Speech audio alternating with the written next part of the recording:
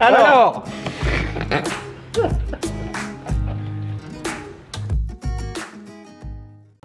Alors moi, je suis François Descraques, je suis réalisateur et scénariste du film Le Visiteur du Futur. Et je suis Florent Dorin et j'interprète le personnage du Visiteur du Futur dans le film de François Descraques, Le Visiteur du Futur.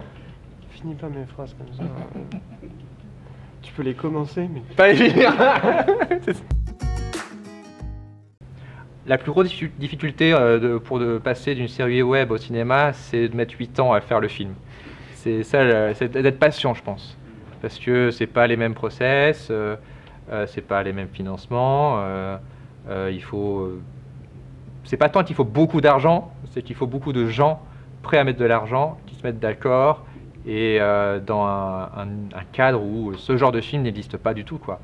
Un film de science-fiction ou comédie adapté d'une série web, ça n'existe pas, et donc c'est pour ça que ça met du temps. Donc le plus dur, c'est d'être patient et de ne pas lâcher le truc, quoi. Mais heureusement, on a des bons producteurs qui lâchent rien et qui m'ont dit plusieurs fois on ne lâchera rien, et ça fait très plaisir, parce que même moi des fois j'étais prêt à lâcher, et eux ils étaient là, ils n'ont rien lâché, et on a pu faire le film grâce à eux.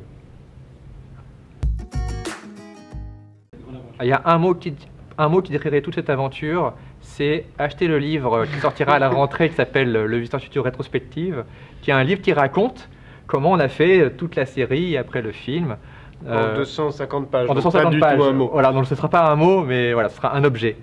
Mais pour résumer très vite fait, c'est une aventure familiale à la base assez spontanée, et c'est un mélange entre une bande de potes et des jeunes professionnels qui prennent le temps de s'améliorer avec les années, quoi. Oui, c'est vrai que juste sur ce point-là, effectivement, quand on a commencé Le Visiteur, tous les participants de la série, même si on était vraiment encore au début et qu'on avait des moyens très modestes, on savait que plus tard dans notre vie, on voudrait vivre de notre métier, on voudrait être des pros. Et donc du coup, Le Visiteur du Futur a été à la fois un terrain d'expérimentation, mais nous a aussi donné le goût, nous a confirmé que c'était bien ça qu'on voulait faire, et nous a donné aussi la force et la confiance pour faire des trucs aussi à côté, d'avoir d'autres expériences, de cumuler des trucs qui pour le coup n'avaient rien à voir avec Le Visiteur, d'autres univers, d'autres expériences. Et voilà, c'est cool de constater que bon, bah, jusque-là on s'est pas planté, et qu'aujourd'hui être au cinéma, c'est pas tant symboliquement juste le fait d'être au cinéma, c'est le fait de se dire que on a bien fait d'aller dans cette voie-là, et les gens qui nous suivent depuis le début ont compris que bah ouais, on a commencé tout petit, et de voir qu'ils sont encore avec nous aujourd'hui, c'est aussi, la famille est très très large, hein, Ouais. la famille des fans, mais C'est que les gens qui nous ont suivis au départ continuent de nous suivre, et ils ont maintenant plus de barbe que nous, ils ont des enfants, et ils vont voir le film en famille. Donc c'est ça aussi, c'est une aventure qu'on a vécue de notre côté, mais aussi avec les gens qui nous ont suivis. Alors moi qui suis pas du tout scénariste, c'est pas du tout à moi de répondre à cette question. Néanmoins, Quoi. je me suis souvenu d'un truc. Ouais. Toutes les saisons du Visiteur, dans le cœur de leur dramaturgie, dans ce qui compte, enfin merde, Qui se développe. ouais, qui se développe, tu vois, dans le cœur de l'histoire, ça fait écho à Ouais. des moments de ta vie. Oui. Voilà. Donc, est-ce que le film aussi n'est pas finalement, parce que ça t'en parles pas trop, mais alors si tu veux pas en parler, du Non. coup, dis-moi, ferme-la Non, pas et du on tout, n'aborde pas le du tout, sujet. Pas du tout. Mais disons que c'est vrai que une des questions sous-jacentes du film, c'est le rapport entre un père et sa fille. Et on peut voir ce rapport-là, moi je peux le voir entre mes propres parents et moi, mais aussi en moi en tant que jeune père et mon enfant maintenant. Mais quand je l'ai écrit, je n'avais pas d'enfant. Ouais. Ça qui est marrant, c'est que quand je l'ai écrit, j'étais plus, entre guillemets, sensible au personnage de la fille, et maintenant je suis plus le boomer, le daron et tout. Donc c'est intéressant de voir cette évolution-là en sous-texte. Voilà, donc l'histoire, c'est l'histoire d'un père et sa fille qui sont embarqués dans le futur, et comment chacun va voir un peu ce que l'avenir, enfin, comment ils vont influencer l'avenir de la Terre ou pas, quoi. Et comment chacun se positionne vis-à-vis du futur, c'est ça finalement le vrai thème du film, c'est ce conflit générationnel. Je sais pas si c'est très précis, c'est un peu abstrait là ce que je viens de dire, mais c'est fait exprès pour que vous ayez voir le film. Pour voir le film, il faut juste acheter une place de cinéma. c'est le seul prérequis. Si on a vu la série, c'est cool. Si on a lu le bouquin La Meute, c'est encore plus cool, parce qu'il y a un des personnages de La Meute qui arrive dans le film pour la première fois. Mais comme le film est écrit du point de vue de deux nouveaux personnages, à savoir donc le père et sa fille qui sont embarqués dans le futur, ils sont, voilà, on est un peu comme eux, on est un peu perdu, on découvre cet univers à travers leurs yeux, donc c'est pas nécessaire d'avoir lu le bouquin. Mais c'est un petit plus, voilà.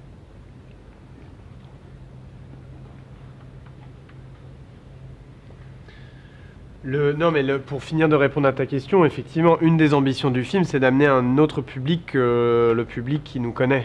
Et d'amener aussi un autre public que celui d'Internet. Néanmoins, ce n'est pas de le trahir, ce public-là. Je pense pas que les gens... Enfin, je suis convaincu que les gens qui ont vraiment cette culture, d'abord de la web-série et puis du contenu pop culture, on va dire, même si aujourd'hui, évidemment, qu'on en voit partout au cinéma, mais... Ils verront pas le visiteur en disant genre ah ils ont vendu leur âme et tout, ils ont fait un film de ciné mais ils ont fait trop de compromis et au final ça ressemble plus à ce qu'ils étaient, pas du tout. C'est vraiment la continuité logique de notre travail et le respect du public. On doit tellement à notre public dès le départ sur Internet qu'il était absolument hors de question de se dire que bon bah tant pis s'ils ne trouveraient pas leur compte. Mais pour autant, François, si je peux me permettre de parler en ton nom, tu t'es jamais évertué, saison après saison, à donner au public exactement ce qu'il voulait et ce qu'il attendait. Et pour autant, le public n'a pas déserté en disant... En fait, à chaque fois qu'on a fait une saison, le public a dit... Il y a eu des gens qui ont dit « Ah, c'était mieux avant, c'est sûr. » Donc le film, ce sera peut-être pareil, mais c'est dans la continuité de ce qu'on a fait avant, à savoir de prendre un risque, de raconter une histoire avec d'autres personnages, de ne pas forcément être là où on nous attend. On l'a toujours fait, ça, même dès la saison 1. Dès la saison 1, dès l'épisode 5, où on a un nouveau personnage qui arrive, ou 6, où il n'y a même pas le visiteur de futur, les gens disaient « Quoi, c'est bizarre, c'était mieux avant ». Et je pense qu'ils ont été habitués à ce qu'on les surprenne un peu, quoi. Donc maintenant, ils savent à quoi s'attendre, à savoir pas grand-chose. Et surtout par rapport aux personnages qu'il y a dans le livre. En fait, non seulement il y a des personnages issus du roman, mais aussi des personnages issus du manga. De la brigade temporelle. Donc pour moi, en tant que créateur, c'était génial de pouvoir mettre en image ces personnages qui n'existaient que soit en dessin, soit en roman, et de les voir prendre vie, c'était génial. Et si on a suivi ça en tant que fan, j'espère que ce sera aussi bien, quoi. Non, je crois pas qu'il y ait eu de difficulté, parce que je crois qu'au départ, si François il m'a demandé d'être ce personnage-là, c'est parce qu'il savait que j'avais une nature d'acteur qui pourrait aller facilement vers ce personnage et que moi, clairement, c'était un truc que j'adorais faire. Il se trouve qu'à ce moment-là, j'étais en école de théâtre, j'étais au Conservatoire National, donc qui est quand même vraiment une grosse école de théâtre, très prestigieuse, mais très classique, on va dire. Et du coup, de pouvoir faire le visiteur du futur à côté, c'était hyper épanouissant, génial. Et il y a plein de choses que je m'amusais quelque part presque à parodier du théâtre dans le personnage du visiteur. Ce qui fait que le personnage est au début pas très facile à cerner et il y a plein de choses où on se dit bon, vraiment c'est trop bizarre, l'interprétation est très bizarre, mais c'est ce qui fait son charme aussi. Et au fur et à mesure, le personnage, à force de l'interpréter et que les histoires, les saisons s'enchaînent, le personnage on l'a dessiné plus précisément pour arriver au film, mais le film c'est la continuité et s'il y a autre chose après, le personnage continuera d'évoluer. Donc voilà, la chose qui diffère, c'est que il y a 8 ans qui ont... Non, plus que ça. Il y a du temps qui a passé entre la fin de la saison 4 et le film et que on vieillit, on change, on n'est plus les mêmes et je pense que subtilement ça se perçoit, mais c'est le même personnage. Et surtout, on a travaillé ça ensemble. C'est-à-dire que je lui ai jamais présenté le scénario au dernier moment, dire ok, action, c'est ça maintenant. C'est-à-dire que chaque fois qu'on a vu des nouveautés sur le personnage ou un nouveau background, il était le premier au courant. Il a lu le roman La Meute qui présente aussi beaucoup de background sur le personnage. Donc c'est pas tant qu'il a des difficultés, c'est juste qu'on s'est mis des challenges à chaque fois pour aller plus loin. Et on a travaillé ça le plus en amont possible à chaque fois. Et sur le film, on a fait comme d'habitude. On a fait des réunions, lui et moi, pour être sûr que chaque scène, on avait le bon axe. Et comme ça, sur le tournage, on avait le moins de problèmes possible. Parce que sur un tournage, les problèmes sont souvent plus techniques ou logistiques ou la météo. Et plus on a balisé les problèmes artistiques d'interprétation, plus on est relax sur le tournage à ce niveau-là. Bah, moi, au niveau de la caméra, ce qui est intéressant, c'est que chaque saison, c'était une nouvelle caméra. Et donc là, plus les saisons avançaient, plus la caméra était grande.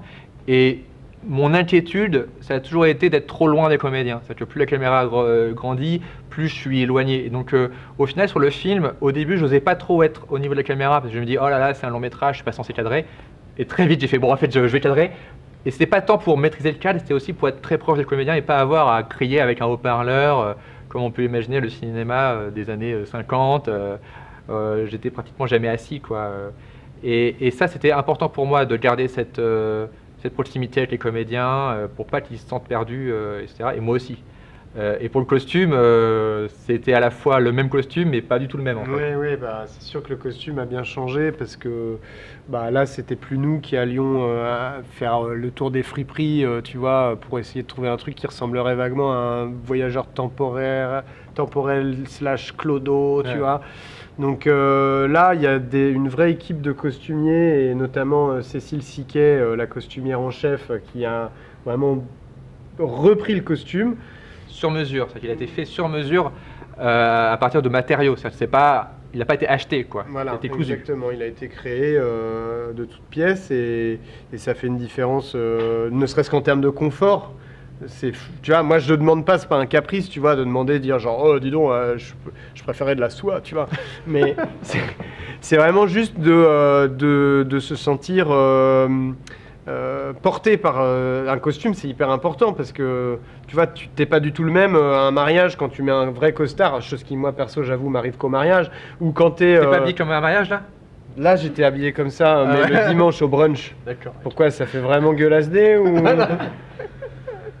Mais voilà, tu vois, ou quand t'es en jogging, tu vois. Bon, bref, tout ça pour dire que le costume, effectivement, et les retrouvailles avec le personnage commencent d'abord par le costume. Donc c'est très émouvant de sentir que bah, les choses commencent à tu sais, c'est presque comme si on venait coudre sur toi un truc, quoi. C'est comme genre dans Sanseiya, quand les armures, tu vois, elles arrivent sur toi. Non mais vraiment, c'est ça, tu sens, tu prends une puissance incroyable. Voilà. Pour l'instant, le film, c'est notre priorité. On veut vraiment qu'il existe le mieux possible. L'avantage de 8 ans futur, c'est que c'est un univers qui peut se déployer de plein de façons. Tu leur dis pour le parc d'attractions Le visiteur du futuroscope. Ouais, c'est la licence Walibi qui a périclité. Du coup, on récupère les manèges. Mais juste, c'est nous, on va repeindre un peu, tu vois. Il y aura le visiteur comme ça. Grave. Au lieu du kangourou. C'est plus un kangourou, on va dire que c'est un renard. Donc pour l'instant, le film, c'est notre priorité. On a le manga, La Brigade Temporelle, qui ressort en version intégrale à la rentrée. La Meute, le roman, il ressort avec une nouvelle couverture, une nouvelle préface. Le livre de Brajlon qui retrace toute notre aventure. Mais voilà, déjà, c'est déjà pas mal pour l'instant et tout est possible avec le Visiteur Futur. Mais chaque fois qu'on sort une saison, là où on sort le film, c'est comme si c'était le dernier, quoi. Vraiment, on le fait pas en se disant non, non, c'est le premier volet d'une trilogie. Non, non, pour l'instant, c'est un film. Et si c'est la dernière fois qu'on nous voit, très bien. Si on peut continuer, très bien aussi. En fait, le film, il a été fait pour le cinéma, dans le sens où il a été financé par des gens qui font du cinéma et pas par des plateformes. Du coup, il s'inscrit dans une chronologie des médias liée au cinéma. Donc il va sortir au cinéma, après il sera sur France 2, après il sera sur OCS, après il sera sur MyCiné+, enfin Ciné+, et après on ne sait pas. Du coup, c'est d'abord ça qui va devoir être fait, parce que c'est eux qui ont mis de l'argent sur le film. Si une plateforme après achète les droits pour être donc ce qu'on appelle en catalogue ou sur une durée plus limitée, il y a moyen, quoi, mais ce sera vraiment plus tard et ils ont pas financé le film, donc ils le prendront tel quel, quoi, si ça se passe ça. Mais pour l'instant, la priorité c'est le cinéma et après les diffusions télévision, quoi.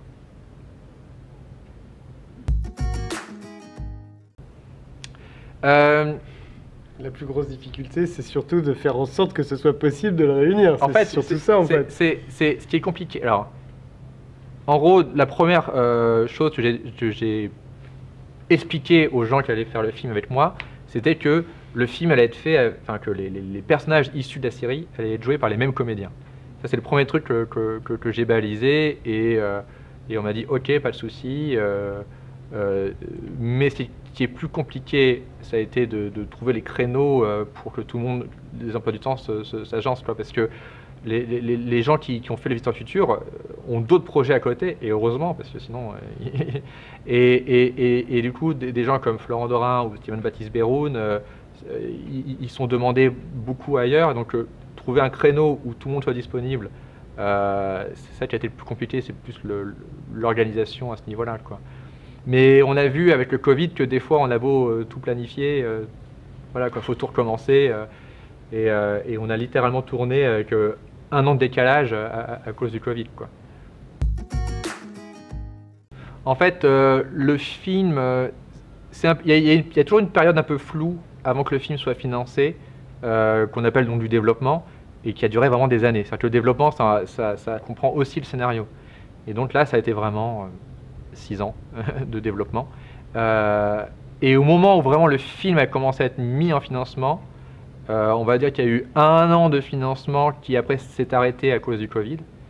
Et après, on a repris pratiquement jour pour jour 1 an plus tard. Donc, ouais, on va dire qu'il y a eu 2 ans de financement, 6 ans de développement. Le vrai challenge, en fait, chaque saison du Visiteurs Futurs avait une durée un peu de long métrage. C'est pour ça que c'était pas anodin, que je savais à peu près dans quel format ça allait se mettre. Mais le plus compliqué, c'est pas tant le format en termes de minutage, c'est l'accessibilité du film. C'est-à-dire que, comme j'avais dit tout à l'heure, le fait d'écrire le film pour qu'il soit ouvert au plus de gens possible, tout en étant un film qui récompense les fans, c'est aussi pour ça que ça a mis 6 ans. C'est pour ça que j'ai fait plein de versions différentes et tout, avec plein de fausses pistes. Donc ça a été le plus long, le plus compliqué artistiquement. Après, ce qui est aussi compliqué, c'est financièrement de convaincre des gens qui font du cinéma, on va dire, plus classique, de s'intéresser à une licence comme le Visiteurs Futurs. Ça a été aussi un autre challenge et j'ai pu le faire avec des partenaires comme Pyramide Productions qui m'ont vraiment défendu, qui avaient vraiment, on va dire, un pas dans le milieu geek, un pas dans le milieu film d'auteur et qui essayaient de faire le lien entre les deux. Et ça, oui, ça a été difficile parce qu'on avait tout approuvé. On avait beau faire 4 saisons, des millions de vues. Pour les gens du cinéma, ça vaut pas grand-chose en fait, tant que ça n'a pas fait des millions d'entrées. Donc on a dû vraiment voilà, quoi, trouver les bonnes personnes, et ça a été aussi très long. On a eu aussi un coproducteur qui s'appelle Frédéric Boutet, qui a beaucoup aidé le film lors du dernier moment où on avait le plus besoin de compléter le budget. Et on a eu aussi un distributeur KMBO qui a rejoint l'aventure et qui nous a permis de faire le film et qui ressemble à un film Visiteurs Futurs. Parce que c'est ça aussi ma plus grande fierté sur ce film, c'est que tous les gens que je cite qui ont aidé au film, au final, les gens vont pas forcément s'en rendre compte, ça va être assez invisible pour eux. Ils auront l'impression de voir un film Visiteurs Futurs, entre guillemets, normal, alors qu'en fait, il y a eu plein d'autres gens qui ont travaillé derrière, dans notre sens.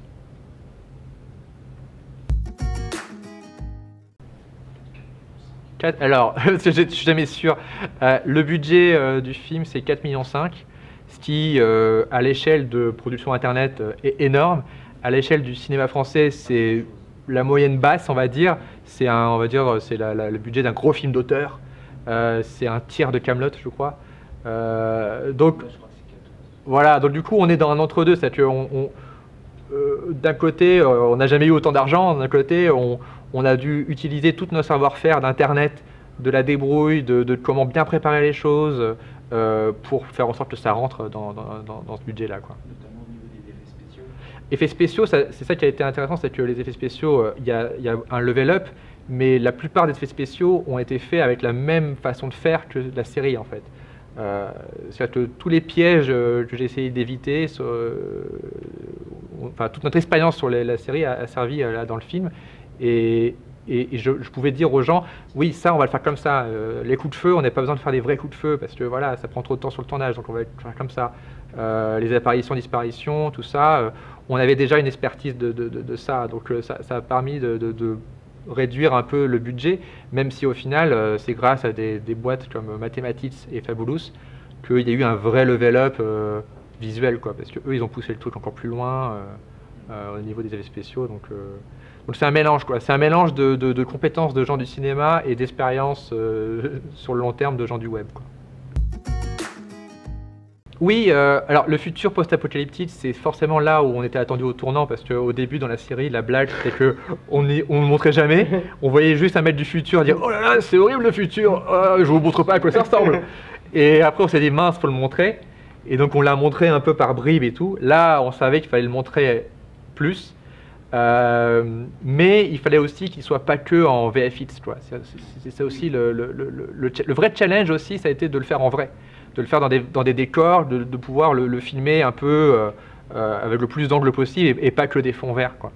Donc ça a aussi été il y a un énorme travail de déco d'une équipe. On a été longtemps dans un endroit, donc on a tourné dans l'est de la France, du côté de Nancy et de Metz. Donc il y a des grandes friches industrielles là-bas qui sont désaffectées. Et on était donc dans des endroits où on avait déjà une base de décor pour tourner le futur. Et ensuite, de semaine en semaine, on passait d'un lieu, d'une pièce à l'intérieur, à l'extérieur, etc. Et ça faisait comme un espèce de petit ballet. C'est-à-dire qu'on avait des setups, des décors qui étaient prêts pour tourner les scènes. Et pendant la semaine où on tournait là, les mecs de la déco, ils étaient en train de construire le décor là. Et on arrivait là, ensuite ils partaient dans une autre pièce pour construire un truc. C'était hyper... Enfin, ça se jouait à pas grand-chose, mais du coup, c'était génial parce que quand on était sur ce lieu-là, on était super nombreux et on n'était pas juste... Enfin, comment dire, il y avait tous les corps de métier qui sont super beaux, en fait, dans le cinéma et qu'on ne voit pas forcément quand on est acteur et encore moins quand on va tourner sur fond vert. Là, voilà, tout le monde était ensemble et du coup, ils étaient trop contents. Les gens, on sortait de là, on leur disait « Ouais, le décor, il défonce !» Ils disaient « Ah, merci !» et ils continuaient de peindre leur truc. Et voilà, quoi, c'était très collégial, quoi, comme façon de tourner. Et surtout, ça permettait aussi aux gens de s'immerger à fond, quoi. C'est-à-dire que vraiment, pendant pratiquement 3 semaines, 1 mois, on était dans le futur, quoi. Même les gens vivaient en costume et tout. Donc c'est ça qui est cool. Et moi, ça me permettait, voilà, de tourner une scène et après le soir, j'allais dans l'autre pièce pour checker la déco et dire ah ouais, ça vous avez mis ça là, ok. Mais enfin, tout était accessible, quoi. Donc ça, c'était vraiment génial. Ouais. Exactement, je préparais mon découpage en fonction, parce que des fois ça changeait, des fois on me disait ah finalement on a mis ça là, je fais ah ok, ça change mon angle et tout, mais je pouvais le prévoir assez facilement, quoi.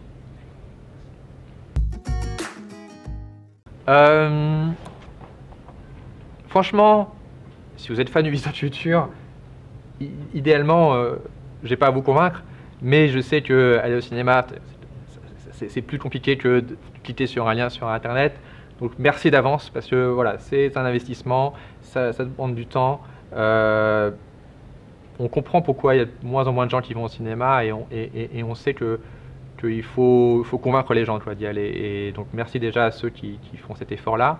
Ceux qui ne connaissent pas la série, j'espère que vous aimez Arnaud Ducré, j'espère que vous aimez Carlton Malfly et tout. Il y a d'autres portes d'entrée dans l'univers, mais globalement, voilà, quoi, comme disait Florent, on a vu des gens qui ne correspondaient pas du tout à la cible, qui ont adoré le film. Donc on pense que ça peut plaire à un public très large, petit ou grand. Alors moi j'ai mon petit mot aussi à adresser à ces gens, si tu le permets. Aux gens qui nous connaissent, moi je dis we need you, need you. C'est une petite responsabilité aussi de faire cette démarche-là. Parce que certes, le cinéma va pas super fort, mais ce film, il a été pensé pour le cinéma et c'est vraiment une expérience qui se valorise dans une salle de ciné. Ce sera un bon film aussi sur un écran de télé ou sur un smartphone, il n'y a pas de souci. Mais vraiment, faites cet effort-là et allez-y, soit en famille, soit entre potes. Faites prolonger en fait cette expérience qu'on a de la série, quoi, qui est un truc qu'on partage. Ouais. Et pas juste on partage en disant, en montrant un lien, tu vois. Faites-le en vrai, ce serait cool. Et à ceux qui ne nous connaissent pas, il y a plein de choses rassurantes dans le film, bien sûr, mais surtout, allez voir un truc que vous n'avez jamais vu en France. C'est un film français qu'il n'y a pas vraiment d'éléments de comparaison. Alors oui, certes, du coup, forcément, on se dit, bon, bah, si je connais pas, pourquoi est-ce que je sais pas où je vais mettre les pieds. Mais c'est un bon risque à prendre parce que le film est vraiment accessible. Je veux dire, on n'est pas sur un truc expérimental, tu vois. Il y a de l'aventure, de la comédie, de la science-fiction, il y a de l'émotion. Les acteurs, je dis pas ça pour moi parce que les nouveaux acteurs, Enya et Arnaud, qui jouent le père et la fille, sont super touchants. C'est vraiment une histoire de famille, de gens qui se cherchent, quoi, pour essayer de se comprendre. Donc, il y a tout ce qu'il faut pour faire un putain de bon film, allez-y, putain. Le mec, il arrivait à tenir le truc et craquage au dernier moment. Allez-y, là. Merde. Et aussi, c'est en allant le voir le film au cinéma que on pourra en faire d'autres, mais pas que nous. C'est toute une génération de jeunes créateurs ou créatrices qui ont grandi avec des références plus voilà, Internet, plus science-fiction, plus geek, plus genre, plus comme on veut. Tous ces gens-là vont peut-être bénéficier de pouvoir faire leur film s'il y a un bon exemple comme le si on prouve effectivement entre guillemets aux vieux, aux anciens quoi, des institutions du cinéma, tu vois, qu'il y a une place pour ce genre de film aussi en France, parce que le public va le voir et qu'en plus, bah, enfin bon, on prend pas les gens pour des cons, tu vois, c'est pas du fan service, c'est pas, voilà quoi, donc voilà. Aidez-nous. Allez-y, putain. Bon, allez, on va manger.